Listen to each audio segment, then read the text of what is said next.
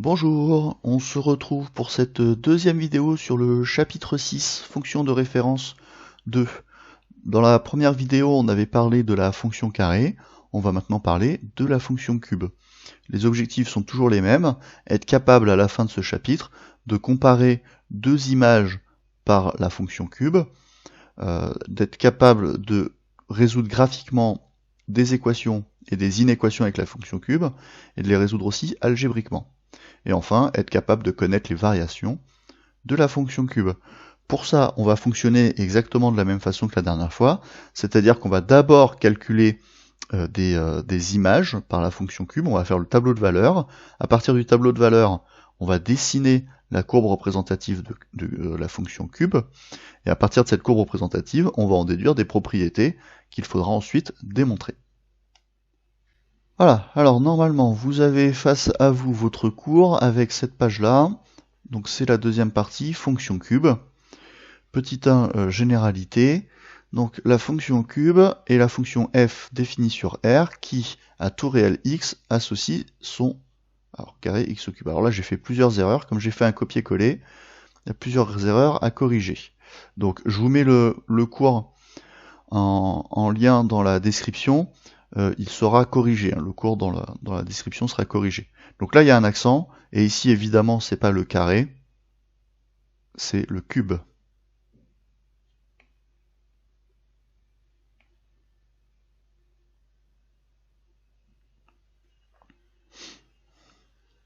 Et donc on note, comme la dernière fois, c'est la fonction f qui à x associe x au cube.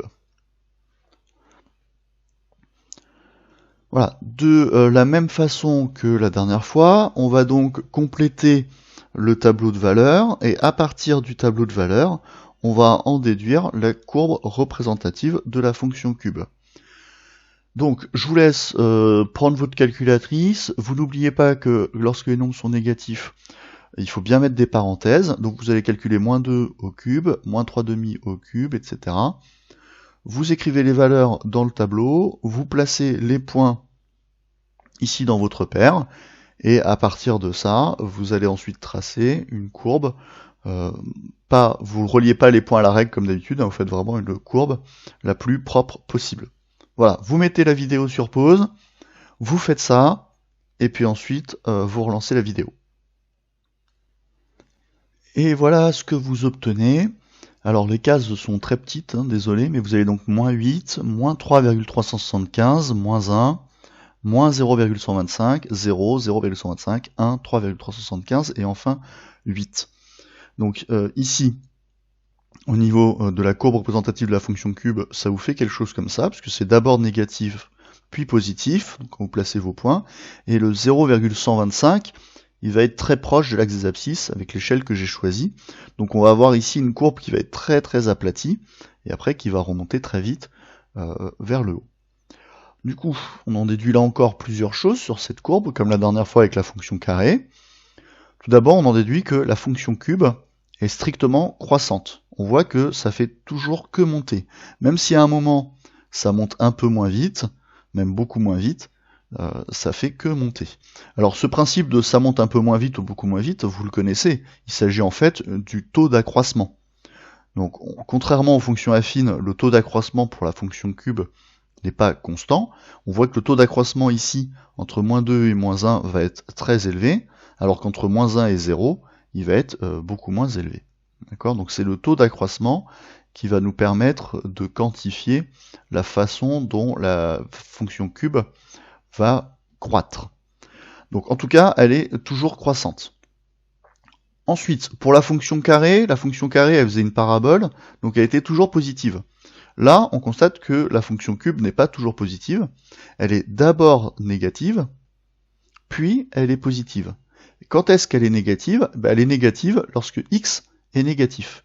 Et elle est positive lorsque x est positif. Donc finalement, la fonction cube va avoir exactement le même signe que x. Et enfin, on a ici une symétrie, je ne sais pas si vous le voyez, mais on a une symétrie par rapport à l'origine du repère, par rapport au 0 qui est ici. Donc c'est plus une symétrie axiale comme avec la fonction carré, c'est une symétrie centrale. C'est-à-dire que si je prends un point ici, par exemple, sur la fonction cube, que je relie ce point à l'origine du repère, que je prolonge la droite, et bien normalement, quand votre droite est bien faite, et quand votre courbe est bien faite, ce qui n'est pas le cas, parce que je me rends compte que j'ai fait une erreur, vous arrivez ici. Voilà, vous arrivez ici parce que c'est ce point-là qui est mal dessiné. Voilà, vous aviez peut-être vu, moi je l'avais pas vu. C'est moins 3,375, il aurait dû être un tout petit peu plus haut. Voilà, bon. Si vous prenez ce point-là, je vais prendre un point où je suis sûr qu'il est bon. Voilà, si vous prenez ce point-là et ce point-là, si vous reliez ces deux points-là, l'origine du repère va être au milieu. Donc ça, typiquement, c'est une symétrie centrale. Donc la courbe représentative de la fonction cube va être symétrique par rapport à l'origine du repère, et ça, c'est ce qu'on va appeler une fonction impaire. Donc ici, il va y avoir trois propriétés. Cette quatrième propriété n'existe pas. Donc, premièrement, on a dit que la fonction cube était strictement croissante. Si elle est strictement croissante sur R, on peut donc tout de suite compléter son tableau de variation. On va juste avoir une flèche qui monte. On peut préciser que l'image de 0, c'est 0, puisque 0 au cube est égal à 0. Ensuite, on a dit que la fonction cube était impaire. Fonction impaire, je vous ai précisé, ça veut dire que l'image de moins x est égale à l'opposé de l'image de x. Fonction paire, les deux sont égales, les deux images sont égales. Fonction impaire, l'image de moins x est l'opposé de l'image de x. Du coup, on en a déduit que la courbe représentative était symétrique par rapport à l'origine du repère. Et enfin, dernière chose, on a dit que la fonction cube a le même signe que x. La fonction cube a le même signe que x, ça veut dire que quand x est négatif, la fonction cube est négative. Quand x est positif, la fonction cube est positive. D'accord, est positive. Autrement dit, x au cube et x ont le même signe. Voilà. Ça veut dire exactement la même chose.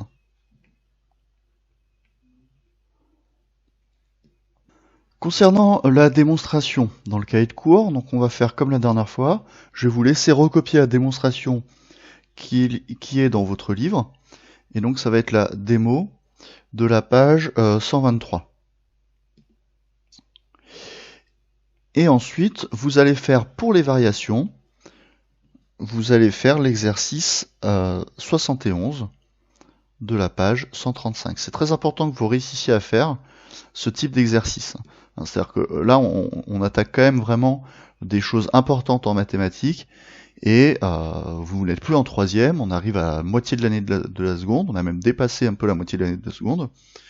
Donc à un moment, si vous voulez continuer les mathématiques plus tard, il faut vraiment que ce type d'exercice, vous soyez capable de les faire.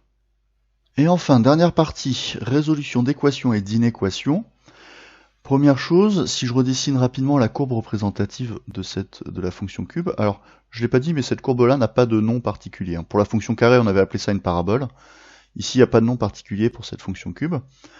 Ce qu'on remarque, c'est que là, déjà, peu importe où vous placez votre nombre réel sur l'axe des ordonnées, quand vous allez faire une droite horizontale, cette droite horizontale va forcément couper la courbe de la fonction cube. Donc première remarque, tout nombre réel possède un antécédent par la fonction cube. Donc quand je veux résoudre x au cube égale k, il y a forcément toujours une solution. Et cette solution, elle est toujours unique, parce que non seulement la droite coupe la fonction cube, mais elle ne coupe la fonction cube qu'à un seul endroit. Donc tout nombre réel k admet un unique antécédent par la fonction cube. Autrement dit, l'équation x au cube égale k admet toujours une seule solution réelle, et cette solution est unique. Du coup, comme elle est unique, on va lui donner une certaine, on va lui donner un certain statut, et on va appeler ça la racine cubique. Alors, quand vous avez x carré égale k, avec k positif, on utilise la racine carrée de k. Bon, quand vous avez x au cube égale k, pour garder l'analogie, on va utiliser ce qu'on appelle la racine cubique de k. Donc la racine cubique de k, c'est le nombre c, défini par c au cube est égal à k. Et donc on note c égale, on va utiliser presque la même notation, c'est-à-dire que justement pour se rappeler l'analogie avec la fonction carrée, on fait une racine, mais sauf que c'est pas la racine carrée, c'est la racine cubique. Donc on précise ça avec un petit 3. Voilà. Donc on a un petit 3 ici en exposant, qui veut dire racine cubique de k. Autrement dit, si je fais c puissance 3, j'obtiens k. Il y a une autre notation avec les puissances, qu'on n'utilisera pas en seconde, mais je vous la donne, c'est k à la puissance 1 tiers. Alors ça peut vous paraître tordu comme ça, mais en fait c'est assez simple. Si on fait un exemple, par exemple 5 au cube, je sais que 5 au cube, c'est égal à 125. Donc, la racine cubique de 125, ça va être égal à 5. Si je vous demande la racine cubique de 8, vous allez répondre 2, car 2 au cube est égal à 8. Si je vous demande la racine cubique de moins 27, vous allez répondre moins 3, car moins 3 au cube égale moins 27. Voilà. Alors, grosse différence par rapport à la fonction carrée, c'est qu'on peut mettre dans une racine cubique, on peut mettre des nombres négatifs, puisqu'on a dit que l'équation x au cube égale k admettait toujours une solution, que le nombre soit positif ou négatif. Alors que l'équation x carré égale k n'admet une solution que lorsque k est positif. Donc racine carrée de k n'existe que lorsque k est positif. Alors que la racine cubique de k existe tout le temps, dans tous les cas. Voilà, on a terminé avec la fonction cube, en tout cas sur le cours sur la fonction cube.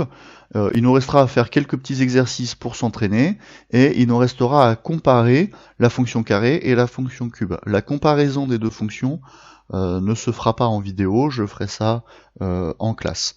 Voilà, donc pour la fonction cube, apprenez par cœur les définitions, la forme de la courbe représentative et les propriétés, et surtout, faites l'exercice qui permet de démontrer les variations de la fonction cube. Voilà, c'était la dernière vidéo sur ce chapitre 6, on se retrouve en classe, et à très bientôt, au revoir.